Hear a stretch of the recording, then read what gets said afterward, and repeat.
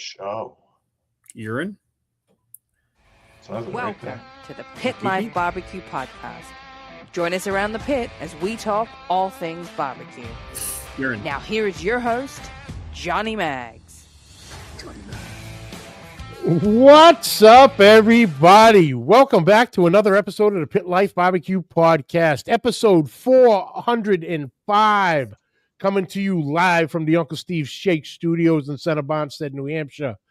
It's the podcast where we talk barbecue and all the other topics that we normally talk around the pit. Oh, thank you all for tuning in. I hope you had a wonderful Easter. If you celebrate, time with your friends and family and, all the cooking and all that. Nice and quiet on this end. Finally. Craziness the past few weeks, but it is what it is. So it was very welcomed to sit around, fire the grill up, get some food done, and that's about it. But thank you all for tuning in. We're going to get into it tonight. Competition season, obviously, throughout the country has started, but we will be kicking off up here in the Northeast shortly. The calendar keeps flipping rapidly. So let's get into it. Tonight's episode brought to you by Uncle Steve Shake, America's favorite uncle. Guys, like I say every week, he really has a true passion for what he does. He wears all the hats. He's mixing the shake, bottling, labeling, packaging, shipping. He's answering the phones. He's answering the emails. If he has a question about your order, he'll call and email you just because he wants your order to be absolutely perfect. 19 amazing flavors. So if you have a question on flavor profiles, shoot him a message. He'll be glad to sit down, have a conversation with you. And, place the order and tell them I sent you. And you never know, you might receive a couple extra little things in the package there for you to try. But like I said, he emphasizes on freshness. If you were to place your order today, that seasoning is being mixed within the next 24 to 48 hours. So when it arrives on your doorstep, it is the freshest it can be. It's no preservatives, never sitting around on shelves for time on end. Fresh. He emphasizes it and takes pride in it. Check him out at UncleSteveShake.com. Follow along on Facebook at Uncle Steve Shake Nation. Uncle Steve Shake, shake some on everything. Also brought to you by the Joesmeatmarket, the diamond of Roy City, Texas. Gabriel and his crew do an amazing job day in, day out. The pride they take is out of this world also. Protein selection, incredible. Always the highest grade available every day. Fresh produce brought in every day. And for us competition and backyarders, it's got us covered too. Multiple lines of seasoning, sauces, injections, marinades, now including the Joesmeatmarket house line. Also now an official dealer of Nomad Grills. The Nomad Charcoal, the Nomad Fire Sticks, and I believe last week the grills officially came in.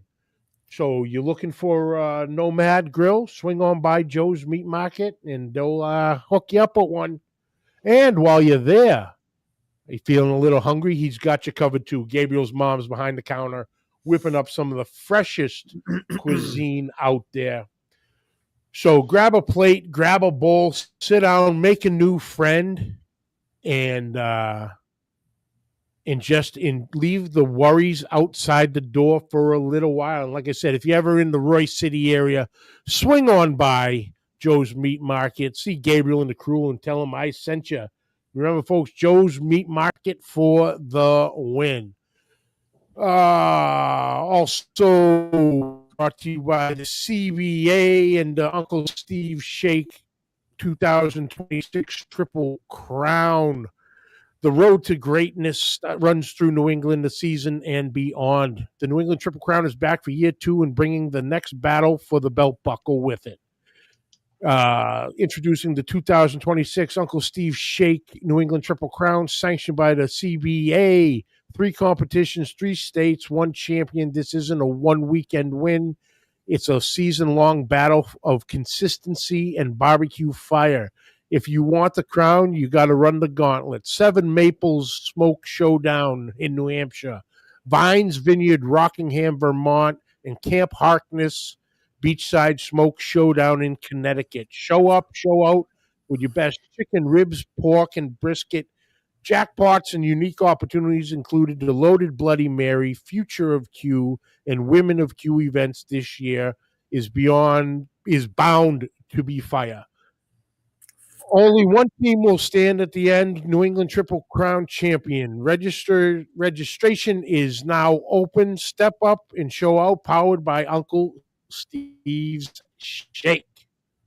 All right, let's see. I know Daddy Dutch is chances are first in. Am I right? Daddy Dutch, there he is. Matt Pereira, what's happening? Why ain't this thing scrolling? There we go.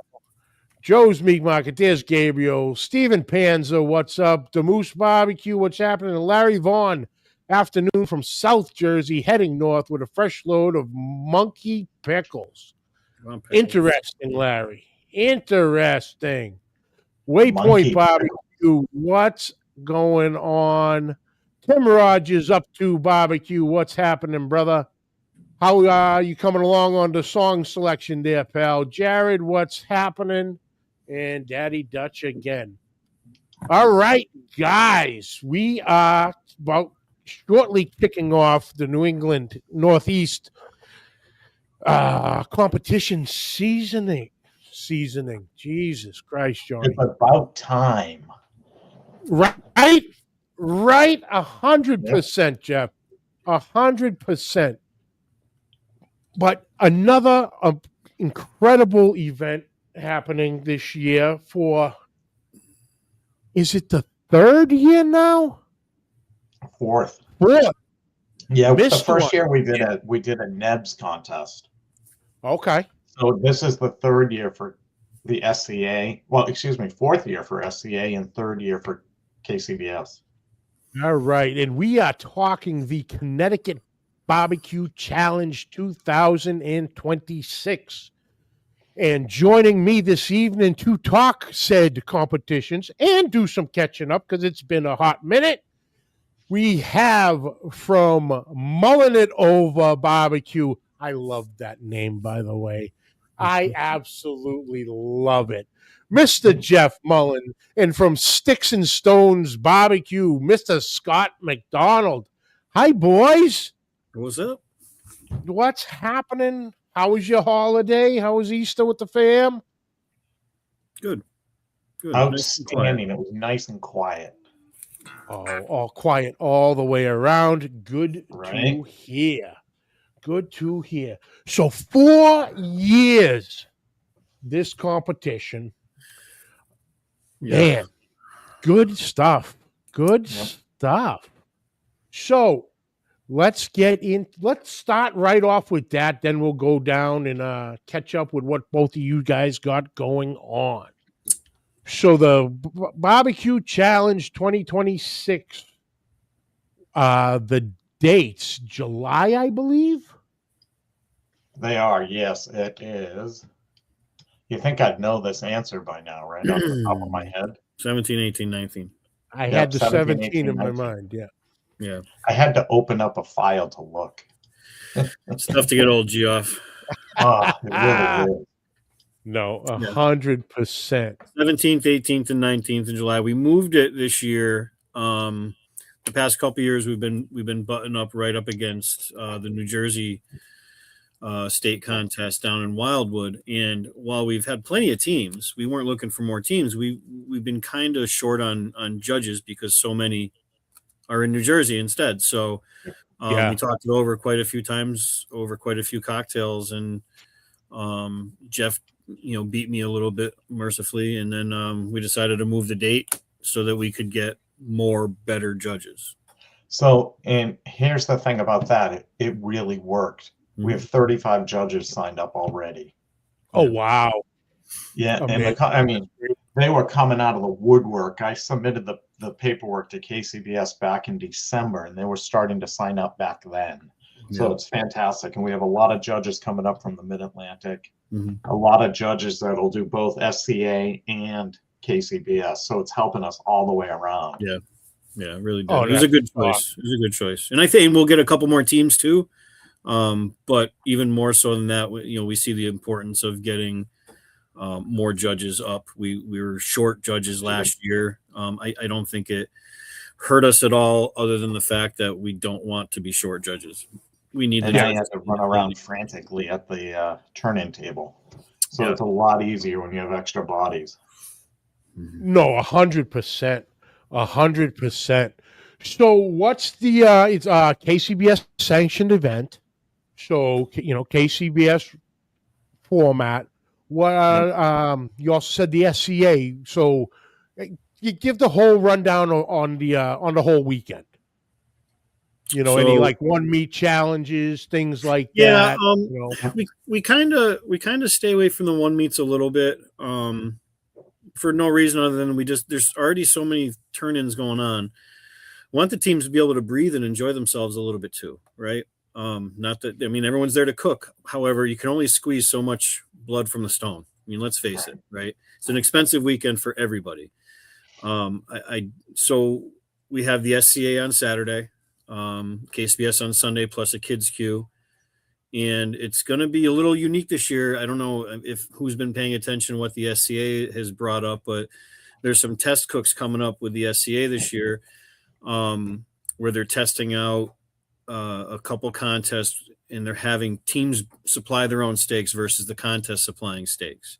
Right? There's been a big shift in the amount of contests, especially in the Mid-Atlantic last year. And South, the promoters are just having trouble affording it. And the steaks are the biggest part of the expense. And we spend upwards of $7,000 for steaks. It's insanity. And it reflects that in the sign-up fee, although we could have gone up on the sign-up fee as quite a few contests did last year, but we didn't see the need for it. We're not sitting there, while it's nice to make a couple extra bucks so that we can just dump it back into the contest the next year, or more money to donate to the Shriners or whatever we elect to do. We don't want to take every penny that every team has for the weekend, right? So there are 4 contests this year where they're changing the format, and they're testing cooks bringing their own steaks, and we are one of them. Between us in New England, us being the only contest in New England that's doing an SCA, and trying to get more cooks to do it, SCA thought it'd be a good test because now you have a less expensive contest, and the cooks are guaranteeing themselves, unless they decide they want to pick a weird steak from the butcher shop, you're guaranteeing yourself whatever steak you want to cook, right? Yeah. And you show up to that. There's no cooler inspection. There's no steak selection. There's nothing. You go to the cooks meeting, and then you start cooking. Now, yes, cooked on site, right? Yeah. You can trim it at home just like anything else, but there's no benefit to pre-marinating it unless you just really want to do poorly. But there is a guideline as far as recommended thickness of steak, right? Okay. The SDA has a guideline between 1 1/8 and 1 1/4, and that's what we recommend. You can show up with a 2.5 inch thick steak. It's not going to do any favors to you. And you can show up with a 1/2 inch thick steak, and good luck getting a medium on that. But the hopes are twofold, right? They want more people. We want more people cooking the contest.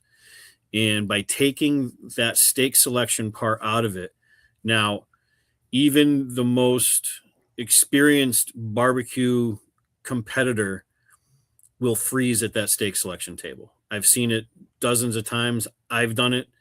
And the better your pick, the better number, the worse it is, because there's just so much going on in that table. You don't want to choose the wrong thing, right? Right. I will tell you that myself, Lindsay is famous for it. You get a number 1 or number 2, you get out there and there's 60 steaks on that table. 9 out of 10, you walk away shaking your head going, shit, I picked the wrong one.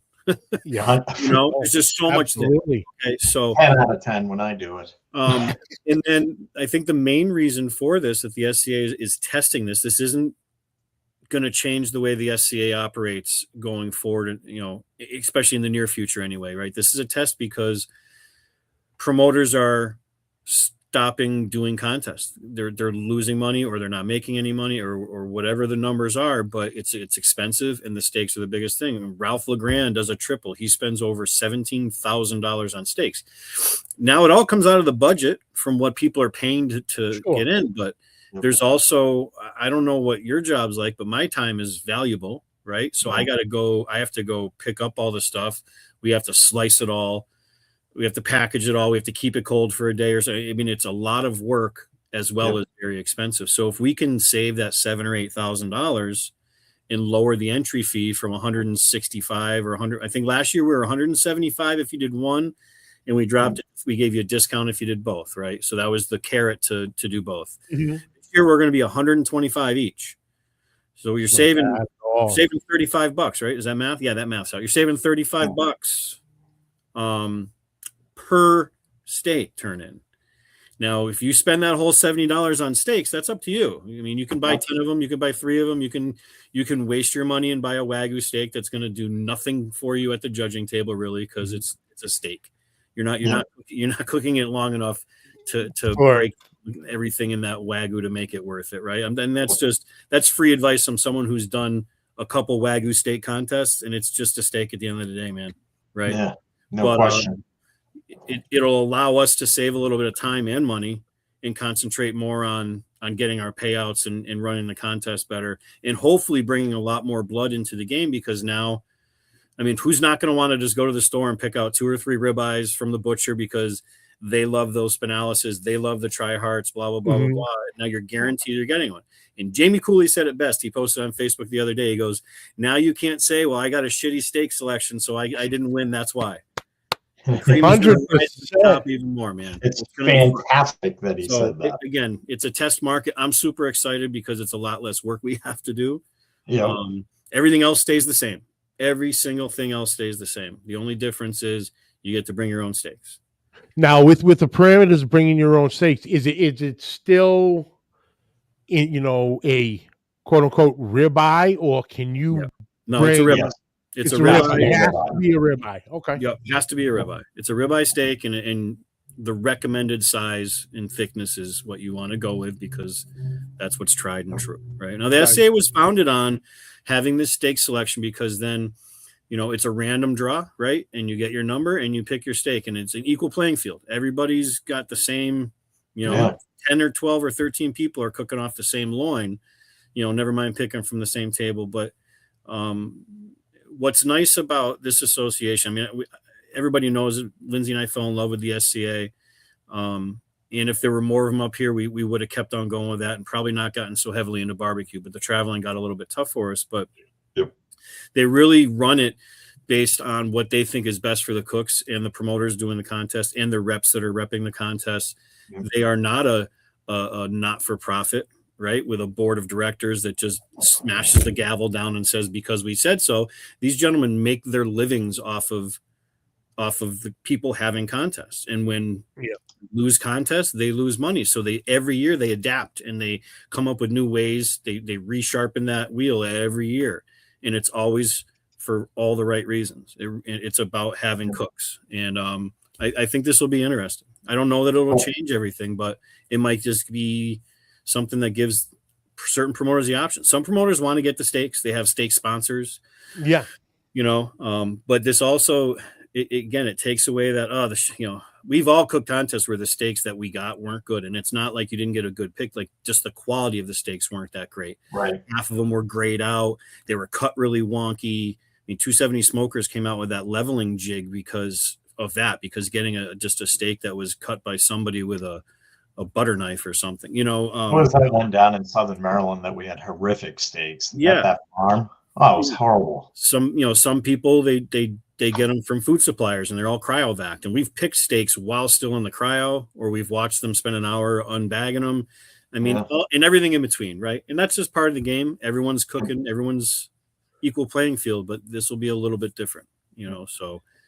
The other cool thing this year, we've switched up our ancillary categories a little bit too. Yeah. We've been doing pizza, and what did we do last year? Pizza and anything spam.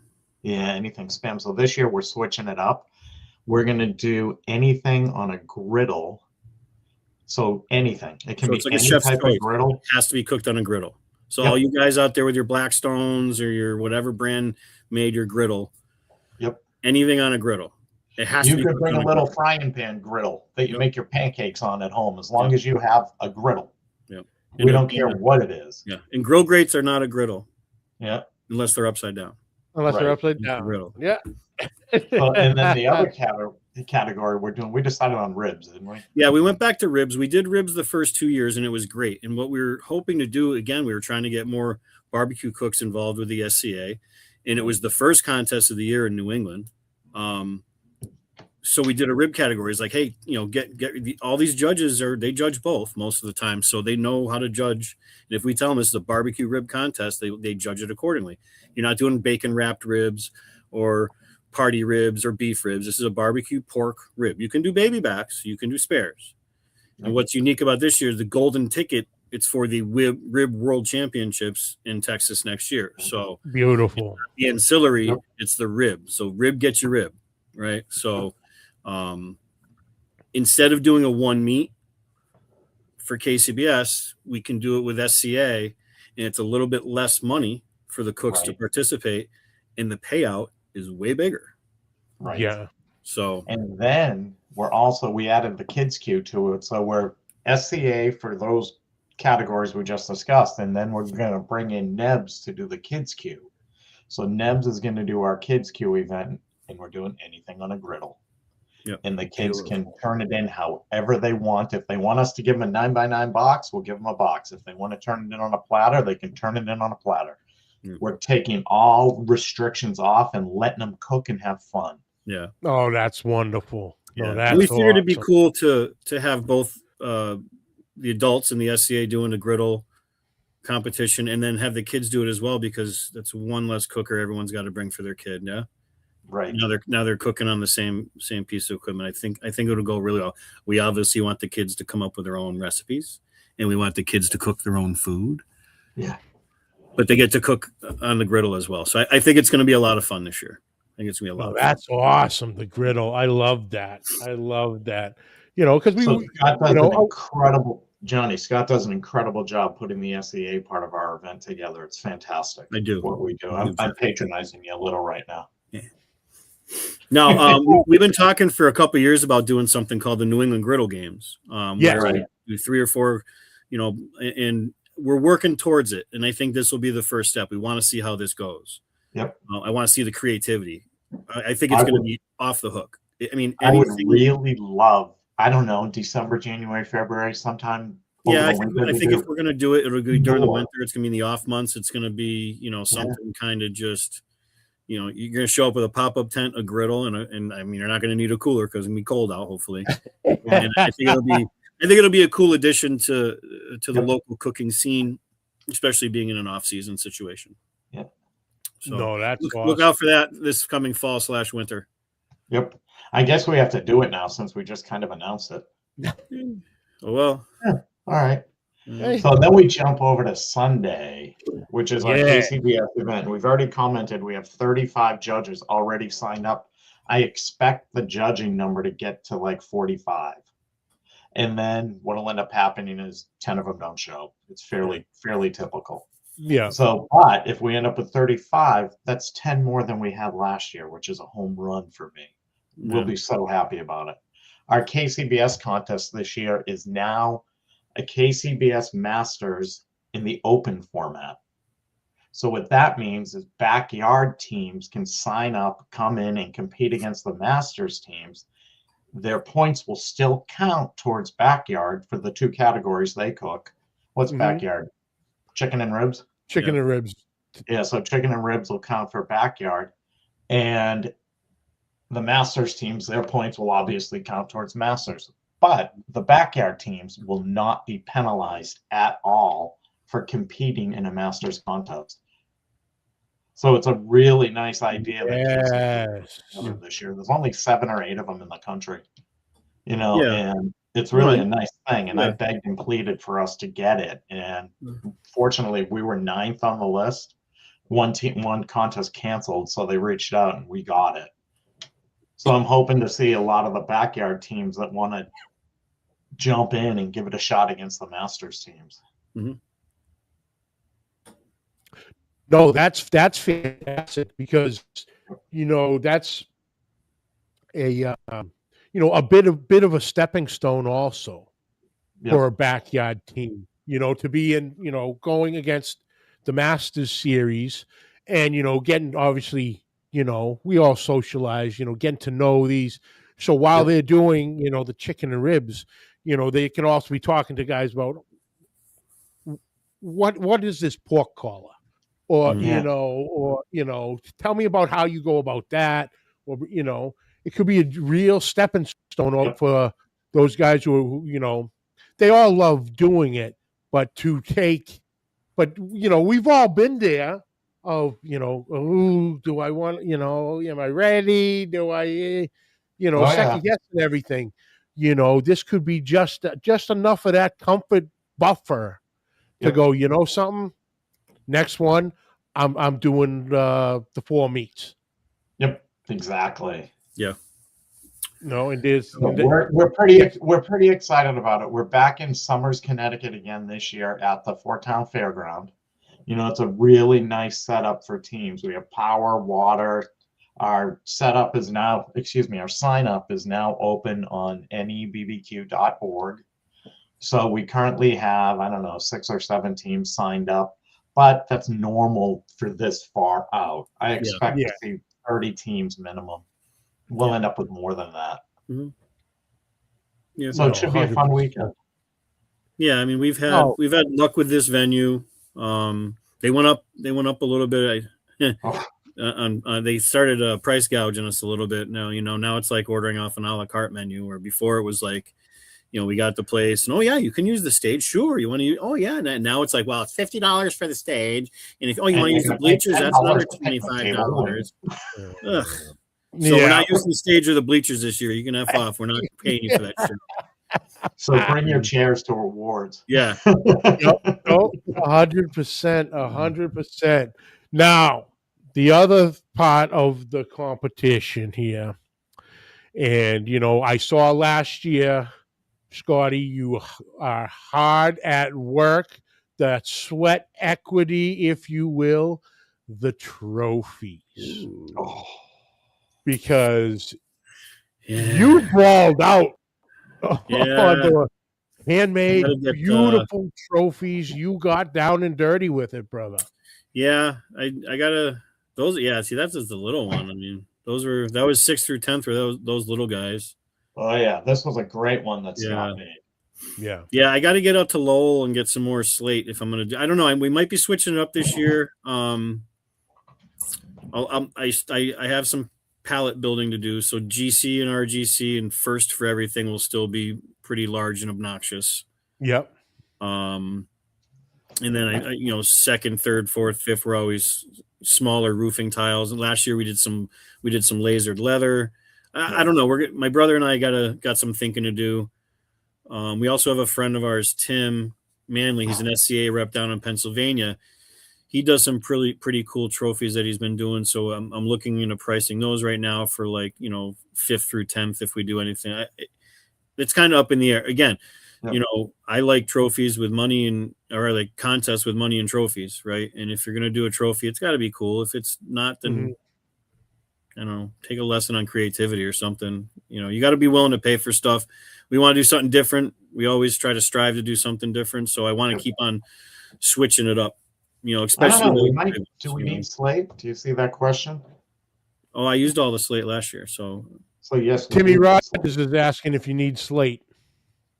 slate, yeah. Well, there's a guy in Lowell, and what happens is when they raise an old home or an old historic building that has a slate roof, he buys all the slate. So you go to his backyard in his house in Lowell, right on the Drake at Lowell line, and he probably, if he doesn't have 150 to 200,000 pieces of slate, all different sizes and colors, it's amazing. And he knows what each one is, what size, what quarry they came out of based on the color. It's amazing. So I go there and I'm glad you have bricks, Patrick. Thank you. I'm just kidding. Yeah. Only in Norwich. And the slate's cool because they burn really nice with my brother's laser. So the slate has been fun because no one has done that, right? Like with roof tiles anyway. And then, you know, just the pallet wooden in general, it's easily accessible. It's a lot of work, right? So that's why I'm pressing to RGC in first place for everything. You know, that's going to get my main attention this year. And then we're going to switch up some of the other ones and to see what we can come up with that's still kind of cool. You know, with KCBS, we definitely trophy back to fifth, and SCA, we've been trophying back to fifth. I really don't like doing certificates, but sometimes you just have to do it. But printer ink's kind of expensive too. Yeah. So, you know, we're looking at, we've talked about doing ribbons, which have always worked well, no matter what place you get, or medals, you know, and then so Tim Manley in Pennsylvania can come up with stuff that's kind of like medals. Nice. Done them for Lancaster the past couple of years. Jeff, he's going to give you some ideas when you go down there. Perfect. Good. Good. But we'll have cool trophy. Yeah. There's a lot of good ideas out there. I tell you, the ribbon thing last year, we looked into that, and it was cost prohibitive. There was because you have to buy one of this, one of this, one of this. You don't buy 50 of seventh place. Yeah, it's all about where you get them to. Some your mom and pop places are going to do better than some of your mail-on places, honestly, because they're more, you know, they're here. They want to get local business. They're not making their money online like some of these big Din Brothers and stuff like that, where, you know, they're looking for. Well, let's face it, we get horse ribbons down when we cook in Pennsylvania down in what's it called? Harrisburg. Harrisburg. You know, that's that horse barn or whatever the heck it is. I mean, they order thousands of ribbons a year for all the events they have, so they're getting them for $1 a piece, right? We don't have that luxury because we're not ordering that many. So if it wasn't stuck to the wall, I'd show you one. Yeah. Jeff got a good chicken one last year. Yep. Oh, very cool. Very cool. No, but like I said, I saw, you know, it popped up again the other day of you in the driveway making the GC one, I think. Oh yeah. You know, it's up to you. You know what I mean? Yeah. The trophy was friggin' huge. Yeah, I liked those ones last year. Yeah. Freaking Brandon's got both GCs. Oh, yeah, he's got both the big GC trophies. And who won GC the first year? Was it the Rzinskis? I forget.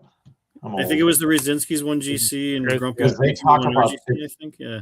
On both sides of their fireplace, they have the huge. Yeah, because they did well with the SCA as well. Yeah, so right. Yeah, we've done some fun stuff. Too funny. So the other thing we do, Johnny, is on Saturday night we bring all the teams together and do a big potluck. Everybody brings a dish, and it's a lot of fun. Oh, it is. You know? It is. You know, last year Billy Gillespie made his damn dip. Oh yes, so good. You know. Yeah. No, I remember having the damn dip. First place one. Yeah, the damn dip. The first time I had it was Cora back in 2023. Yep. He made a dip. It was the largest cast iron skillet I have ever seen in my life. I'm like, Billy, where the hell? Johnny, he goes, hey. We need you to come and cook this year. There is a good possibility. I am working some things out schedule-wise at work, and you know, I definitely want a good spot. All right. No, I'm it's definitely, if I can make that all work, I'll 100%. I'd love to join you boys. That'd Have be some awesome. good We'd love old to have you. fun. No, absolutely. You know, because it's been a while. I had that year that I first jumped in. Then I was off a year. And then it was this and that and the other thing. It's like, oh, God.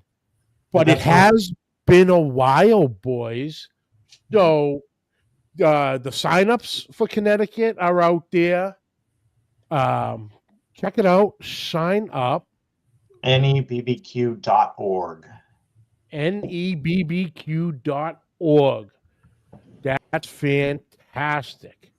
So that is the Connecticut Barbecue Challenge 2026. A lot of moving parts, a lot of fun, and some exciting new things to do with it. But like I said, it's been a while, boys. So what have both of yous been up to? Jeff, So I just saw a I know question about what our you've been busy. the date is July 17th through the 19th. Yeah. July So 17th. 17th. Forgive me, Johnny. I missed your question. Oh, no worries.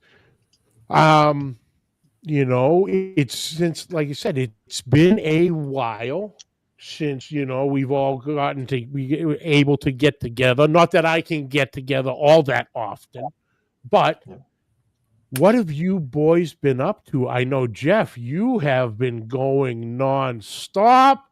Rubs, sauces, partnering up with other products like the brine bucket, you know, that you got going on the website, the name change, you know, the whole thing. So give us the rundown on that, brother. So I've been working on this little side project I have going on for the last couple of years, actually even a little bit longer than that. And this past winter, I finally said, you know what? It's time to do it or get off the pot, so to speak. You know, can we swear on this podcast? Absolutely. Let it fly, brother. The shit or get off the pot. So, I said, boy. You know what? Time to do it. So everybody last year, the past few years, my team name has been Fat Kids Barbecue. So I got a lot of grief for that name. You know, when you're traveling to contests, people would give me a hard time about it at a rest area or what have you. You know, Fat Kids Barbecue is derogatory. So I said, all right, what am I going to do? I was talking to Leslie, who I cook with, and I told him what my plans were. So I started a company, Mullen BBQ LLC. And I started that little company. That's my parent company. I also started a barbecue sauce company and seasoning company. And I decided one day while at the grocery store, because I saw Fat Boys ice cream, I said, no kidding. They get away with it. I'm getting away with it. So I came out with Fat Kids Barbecue Sauce and Seasonings. And then I said, well, how am I going to sell this stuff? Well, I designed my product so that it would gear towards the homeowner, the backyard cook, not the competition. I'm not going after that market. I love all you guys, but you guys are saturated with products out there already that everybody's using. I didn't want to put my feet into that mix. I wanted to put my feet into the homeowner, you know, the weekend warrior type of guy. And it's really started to take off locally with, I've been going to the different farm stands and selling them at the different meat stands. I've got 4 different farms that are bringing in my product. I have a couple of retailers that have brought it on. Big shout out to Lancaster Barbecue Supply. Tyler and Courtney were my first, you know, so, and you never forget your first. So thank goodness for those guys. You know, I know, Scott. I get it. Giggity. Oh, he's getting wild. Once he knew that he could just let it fly, we're getting down and dirty. I like it. I like it. Right? You got me going here. So then I after, you know, when I came out with the Fat Kids, I said, well, I need a place to sell it online. So I started selling it on fatkidsbbq.com. Well, then I got a wild hair across my ass and said, why don't I try to do other stuff also? So I started another company, which is trademarked now, and registered trademarks coming, but BurntEndsBBQSupply.com. So I started that second company, and on that website, that's where you mentioned, the briner bucket. I was doing some t-shirts on there, but I pulled them down today because I just wasn't happy with them. And even though some of them were selling, some of them were not, but I've changed my focus on the website from, I have Monument Grills up there now. I'm selling Monument Grills, let's see, a bunch of different sauces and seasonings from other companies as well.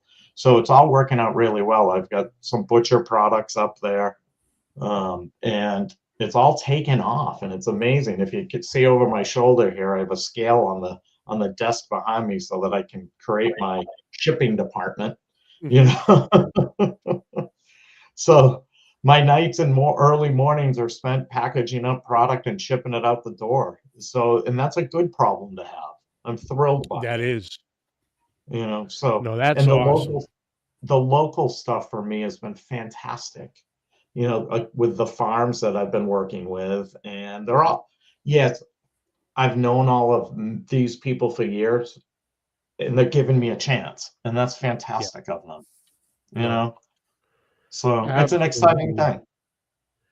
Good, yeah. So that's why I switched up all the names, because I'm trying to do Fat Kids Barbecue Sauce and Seasonings by itself, Burnt Ends Barbecue as my retail division online, and then my team name.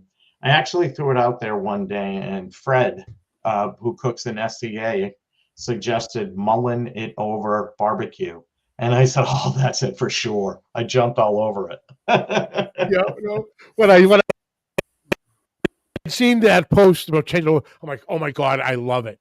It is perfect. You got, obviously your name, but, mulling it over. And that's what we do.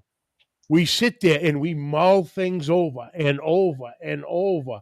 Recipes, flavor profiles. How am I going to cook this dessert category? What am I going to cook for this chef's choice? We just all constantly do it. And, and then you finally pulled the trigger with it. I'm like, that is perfect. Oh, I was I go, that's awesome. That was trademark awesome. The name also, but it's too expensive to do that stuff. Let me tell you. Oh my Lord. Oh, it can get crazy, right? Right. Nuts. Too funny. Nuts. So enough about me. Thank you for letting me share that. No, it's good. We're happy for you, Geoff. And Scotty, I like that discount you got me.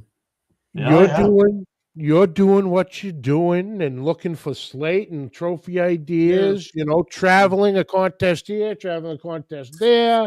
You're doing concerts in the just on a whim, because just why not squeeze a little something extra in, Jeez, man.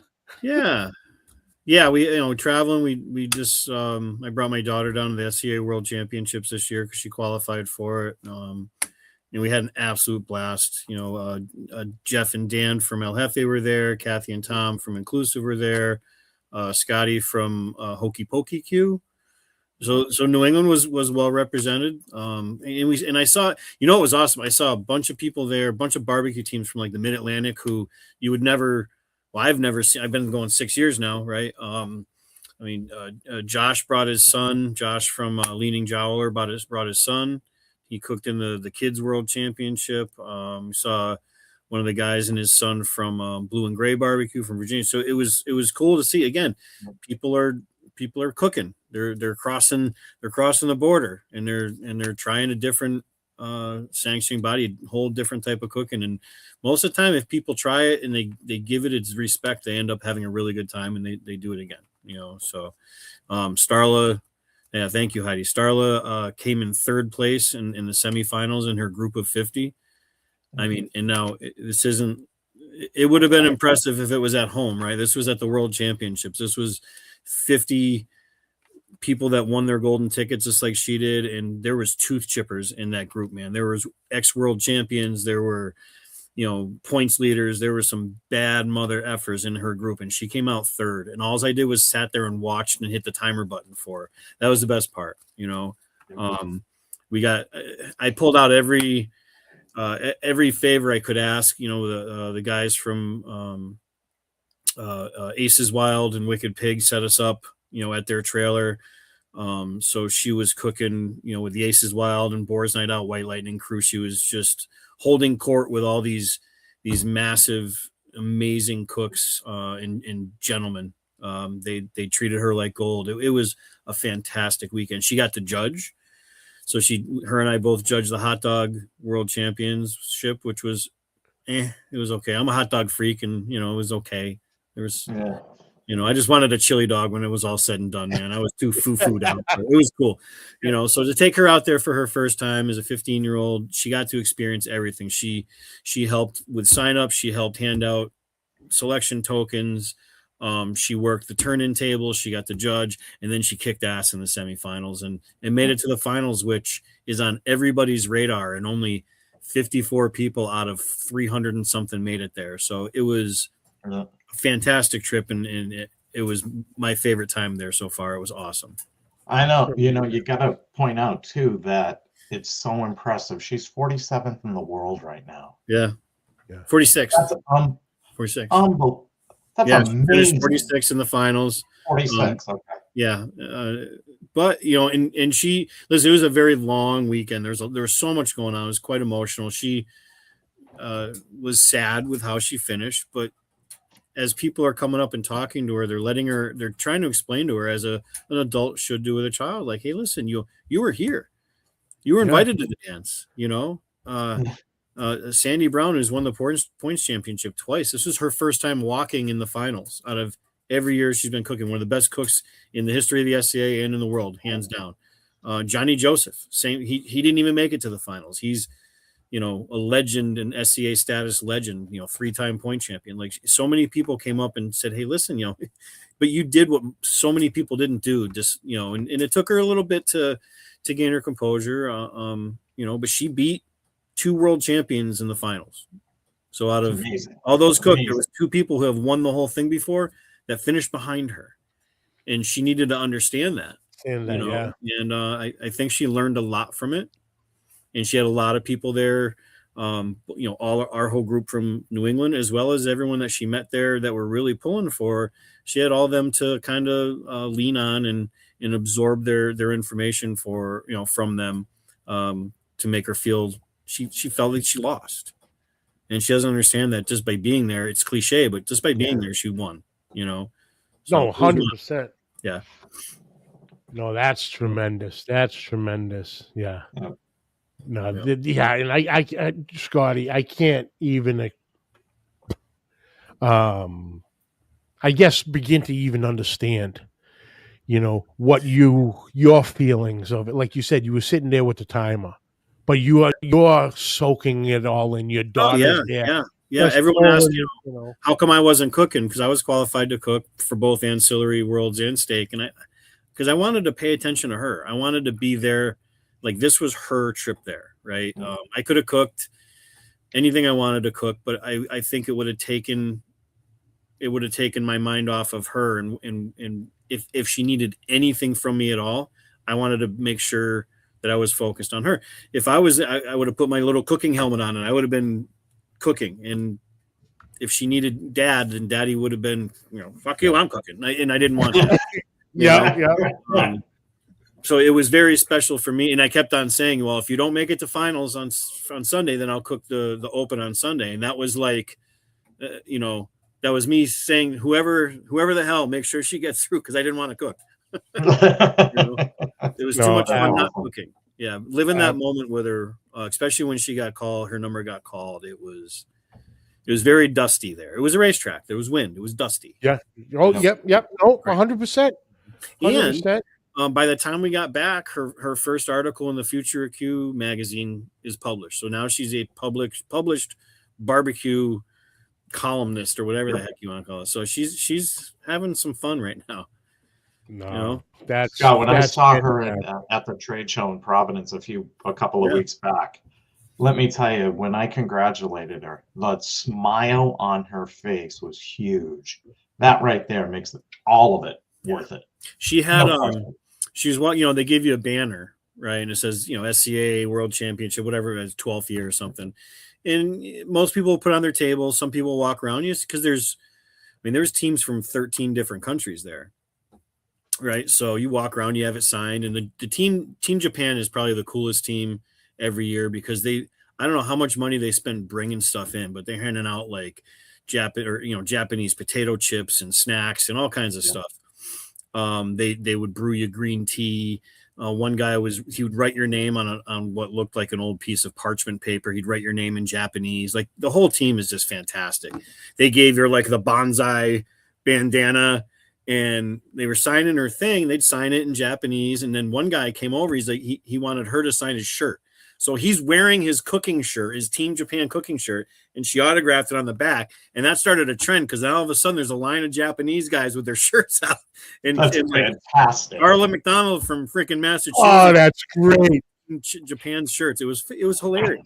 But that's the type of atmosphere the World Championships with SCR. And man, I haven't been to the KCBS stuff yet. I mean, we're hopefully going to Jack, and I hope it's something like that, because it's just it makes it just that much more fun to be there, to be a part of that type of thing. So, no, that's awesome. Because my kids, they never really got into it, and I always had said I'm not forcing them to do anything. I'm not telling them you get out there, throw some shoulder pads and a helmet on, or grab the bat. Do if you want to do it, you're going to bring it up to me. Yeah, I'm not going to suggest it to you. You don't have to do it. You do what you want to do, and that's it. And he wound up, and JJ wound up jumping in some of the kids' queues last year. And my daughter, I was like, "Hey, he's gonna do them. You want in?" Nope, I'm good. Yeah, fair enough. Yeah, it's the one thing I don't have to force her to do. Trying to get her to do some other stuff. You'd think I was.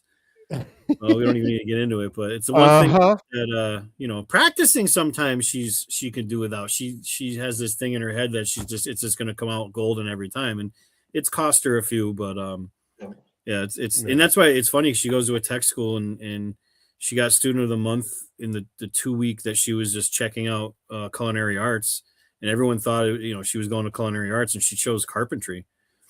So she's not even cooking in school, but she's probably the most experienced and definitely most decorated cook in that whole school. No, 100%. Now, we were getting ready for a couple of things this year. I'm like, "Hey, you in? You doing this?" Yeah. And he was just acting weird about it. And I'm like, "Yeah, do you not want to do it, bud?" I go, "If you don't want to do it, don't do it. You can still come out and hang out, and see everybody and talk to everybody for a week." No, I want to do it. I want to do it, definitely. But, and like you said, I think that it got a little dusty here also that day. He goes, "I kind of, do you think it'll be kind of cool if I start helping out and learning the big stuff?" I go, "Like on Sunday big stuff?" Yeah. Nice. I'm like, "You're in." He goes, I'm in. I go, "Sure. You want part of the team?" Then he zinged me. He goes, "Thought I already was." Like, "You little bastard, you." Yeah. I go, all right. But yeah, he got his first thermometer the other day.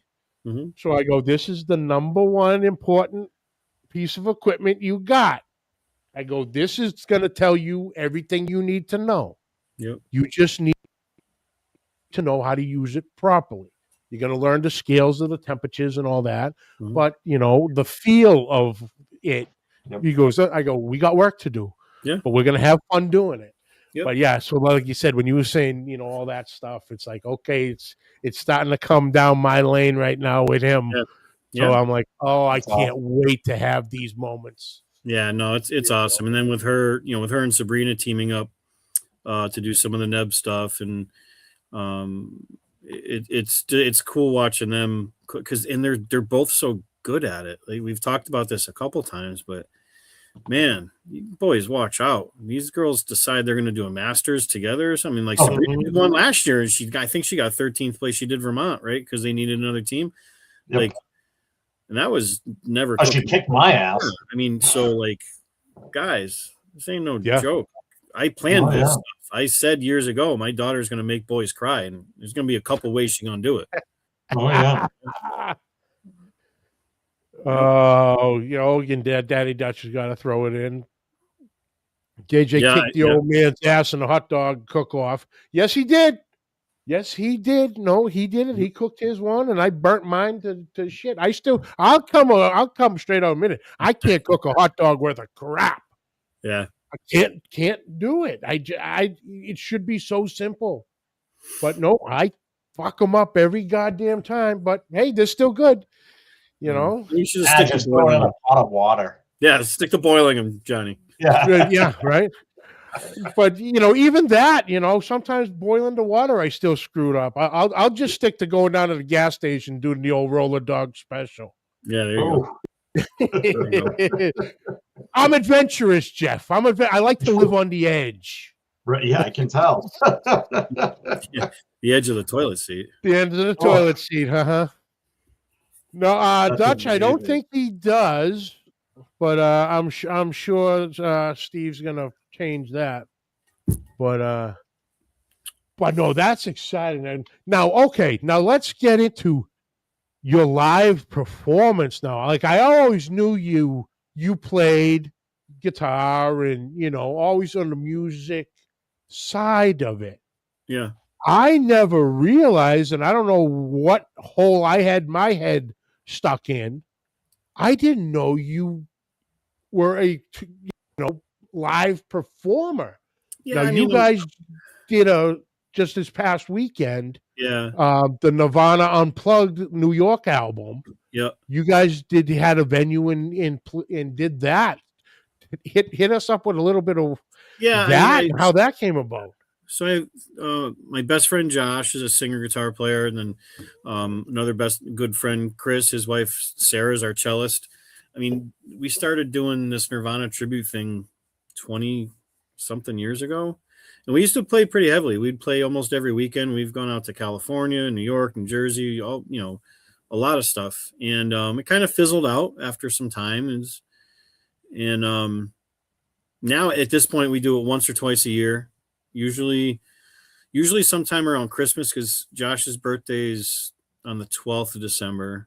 So he usually books some sort of birthday show, which really pisses Lindsay off because hers is the 13th. So she's, and we usually we try to do one live show. And by live, I mean, full electric, we'll throw a couple acoustic songs. I saw Jeff's kitty. Yep. We full smashing guitar, tipping over the speakers, the whole 9 yards. Oh man. And then when we do the acoustic show, we try to find a nice intimate venue, and we have all the goddamn fake flowers are expensive, but we have fake lilies and candles and all. We try to dress up the stage as if we had an accordion player, we have our cellist, and we try to duplicate to the best of our ability. There's some moving pieces we haven't done because it just doesn't matter that much. But my friend Josh is naturally a vocalist that sounds like Kurt Cobain without really trying. Unbelievable. Especially some songs, especially in the acoustic market, he can push it like no other I've seen. And we've seen some other Nirvana tribute bands that do a great job, but there's something really special about Josh. He also does a Foo Fighters tribute. He sings for a Sublime tribute.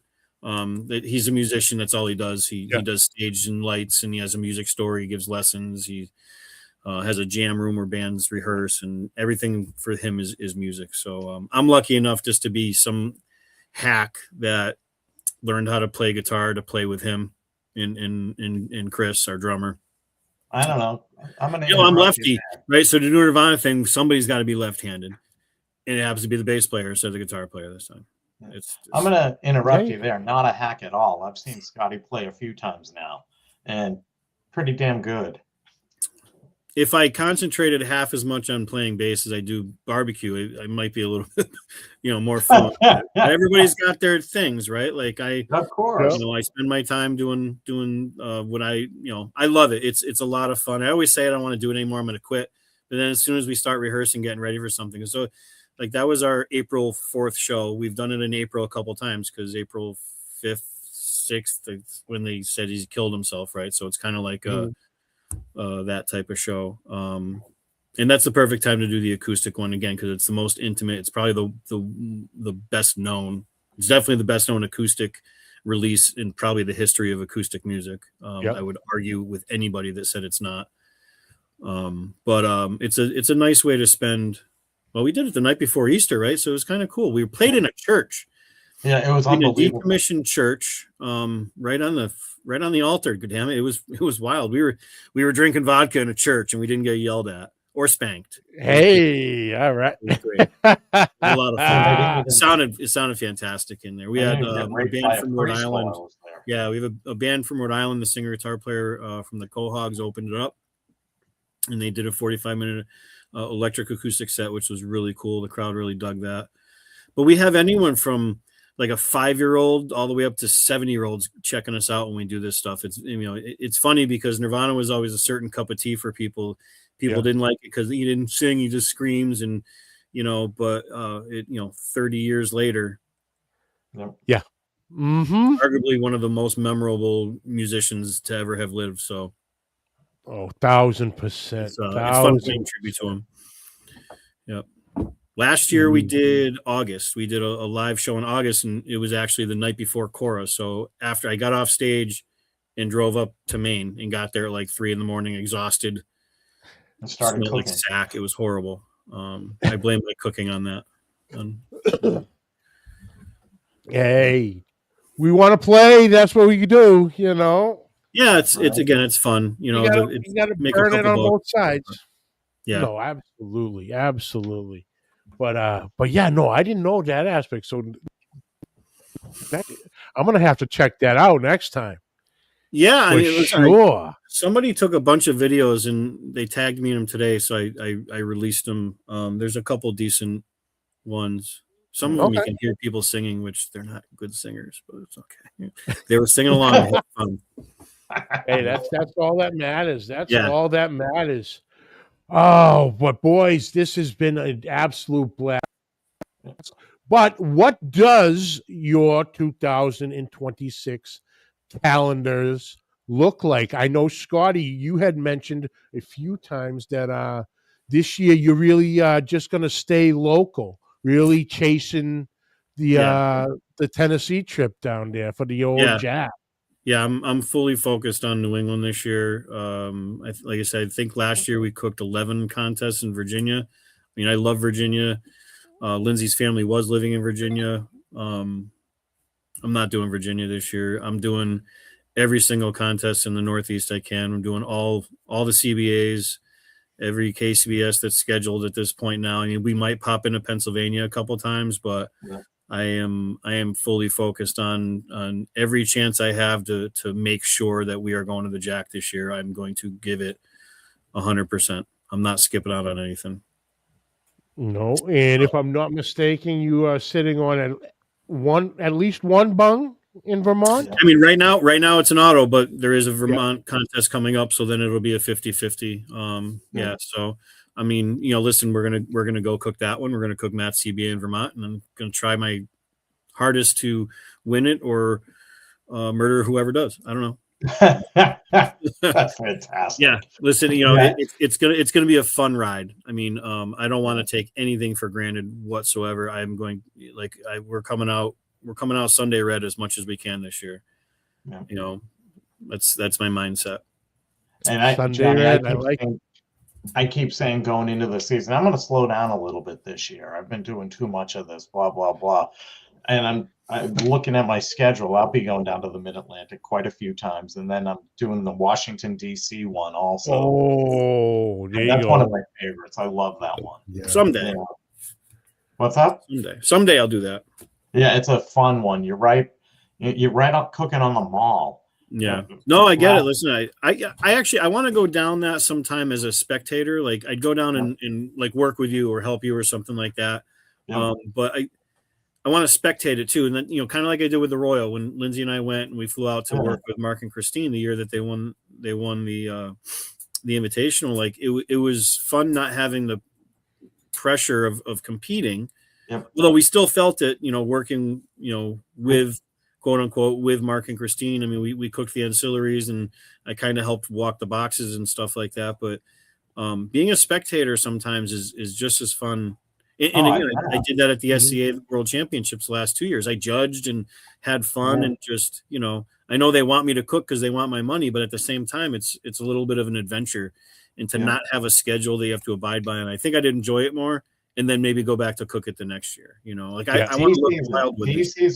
DC is a pretty tough one too, because Saturday you have 4 or 5 ancillaries. No, that's awesome. I love that. And then Sunday you do the 4 KCBS turn in, and it's also 140 degrees on the pavement that you're sitting on. So you throw that into the mix. Well, they're actually talking about that because what is it? Trump's got a UFC coming to the White House in June. Yep. And they're like, well, last year it was 108 on that weekend, so they're all. Joe Rogan was talking about they're all worried about how these these athletes are going to fare, fighting outside in 100-degree weather. It's crazy. They're used to climate control inside of a to so it's going to be unique. But definitely unique. I'd like to do Wildwood. I want to try to do Wildwood. 27th and 28th. We're open on the week of York. No, that's the week of Jeremy's second one in Bristol. There's a couple weekends we're open, and I might look for something to do that's in Pennsylvania or something, but that'd be the most of it. It's nice to have time off too. A weekend off here and there ain't a bad thing. No. No. Like I said, it's just has never been in the cards. Yeah, no, it's, and I just wish the post office, would do something about this working Saturday thing, because this really throws kinks in the schedule. Oh yeah. There's only so many Saturdays in a month I can call in sick. You know what I'm saying? I know. And all that. And then the other thing is, and people are, this, that, it's like, but with the post office, we have all our vacation time for summer is already in the books. Right. We have to have it in February. So it's like, you're trying to pinpoint this and that, and trying to work some stuff. So like I said, I'm still trying to work out because like I said, I'd love to come down, hang out with you boys, cook the weekend, and have a good old time. But so it's still there. I'm still pulling a little strings, but hopefully I got my fingers crossed. And we'll get down there, and I'll cook 4, maybe 5. Let's get crazy. Ooh. Maybe 5 contests this year. There you go. Let's see. Let's just hope on the 4. If I can get the 4, it'll work out great. Yep. It'll work out great. But boys, thank you so much for taking the time, being generous with your time to come in. It was great talking about the contest. Even better getting to catch up with everything you boys got going on. And can't wait to see you in person. Dap up. We have a cold beverage or two. And you're doing New Hampshire, correct, Johnny? You'll be in New Hampshire. I'll be in New Hampshire. Yeah. All right. Yeah, because we're not going to be doing anything on Saturday in New Hampshire, so that's Beverage Day, I believe. Yes, that is Beverage Day, and I like to start Beverage Day also on Friday because I like 24 hours. Full advantage. That's it. I see it this way. I have to do New Hampshire. Friday morning starts Friday morning. Friday stops Saturday night. That's Friday. What weekend is New Hampshire? Off the top of my head, I don't know. June 3rd, 4th, 5th. The first weekend in June. Yeah. Oh no, I'm open.